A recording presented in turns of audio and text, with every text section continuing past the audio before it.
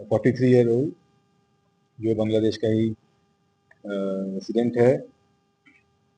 इसने इंडिया में entry valid तरीके से किया था वीज़ा लेकर, बट वो वीज़ा अक्टूबर महीने में ही एक्सपायर हो चुका, और वीज़ा एक्सपायर होने के बाद भी इंडिया में ओवरस्टे कर रहा था। तो इस इंडिविजुअल को जब हमने डिटेन किया तो पता चला कि इसका बेसिक इंटेंट यहाँ पे कुछ जॉब करना, एम्प्लॉयमेंट करना, कुछ इंडियन आइडेंटिटी क्रिएट करके फिर यहाँ से कोई थर्ड कंट्री मोस्टली जो टारगेट करते हैं कि यूरोपियन कंट्री कहीं पर जाना, तो ये है, और इसके लिए वो एजेंट्स के संपर्क में आते हैं।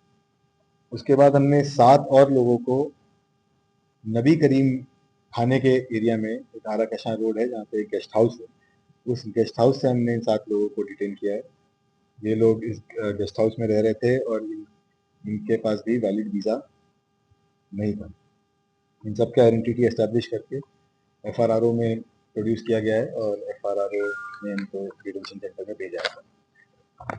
They were also in touch with an agent to create certain documents, Indian documents, और इसीलिए वो अपना वीज़ा एक्सपायर होने के बावजूद भी यहाँ यहीं पर रुके हुए थे, उनका वापस जाने का कोई इंटेंशन नहीं था। तो अभी इस पे हम फर्दर अपना इन्वेस्टिगेशन कर रहे हैं और कुछ लोग हमारे रेडार पे हैं। इसके अलावा जैसे मैंने बताया 2024 में भी 5 विदेशी नागरिक हमने डिपोर्टेशन के लिए भेजा था, इसमें 4 बांग्लादेशी थे और 1 ईरानियन नेशनल।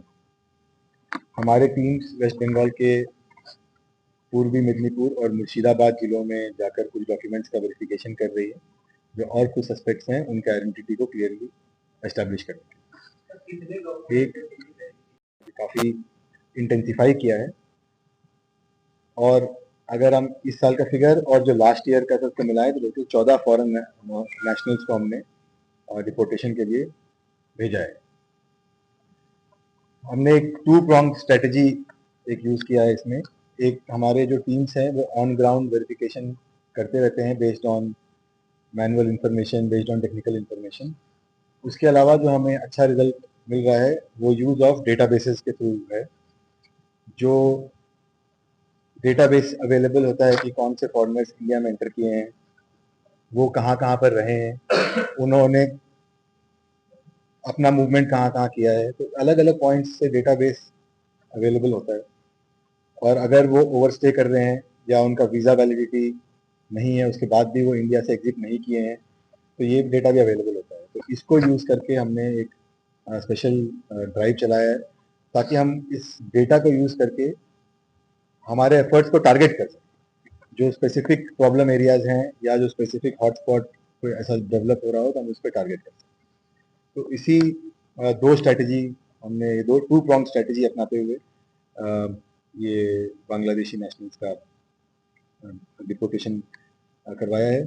मैं अभी जो पकड़े गए केसेस हैं उसका कुछ विवरण दे देता हूँ, तो उसमें आपको ये भी क्लियर हो जाएगा कि उनके क्या मॉडस ऑपरेंडी है और क्या उनके तरीके थे।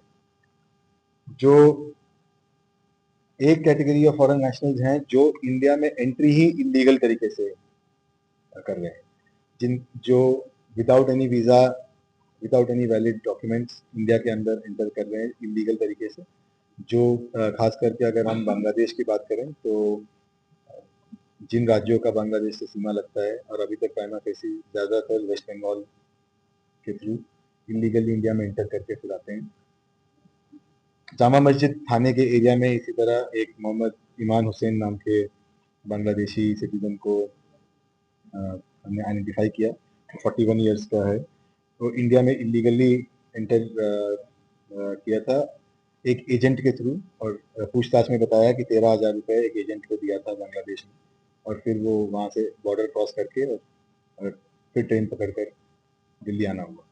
और पूछताछ में सामने आया कि वो काम के लिए ढूंढ रहा था यहाँ पे, और उस सिलसिले में जो जामा मस्जिद एरिया में जहाँ पे कि काफ़ी सारे लोग वहाँ पे रैन बसेरा वगैरह में भी रहते हैं, और उस तरह से जब वहाँ पे रह रहा था तो हमें ड्यूरिंग द वेरिफिकेशन ड्राइव हमें ये पता चला, और फिर हमने वेरीफाई किया, आइडेंटिटी एस्टैब्लिश किया, बांग्लादेश का एग्जैक्ट एड्रेस एस्टैब्लिश किया, और फिर हमने FRRO को प्रोड्यूस किया जिन्होंने उसको डिटेंशन सेंटर भेज दिया डिपोर्टेशन।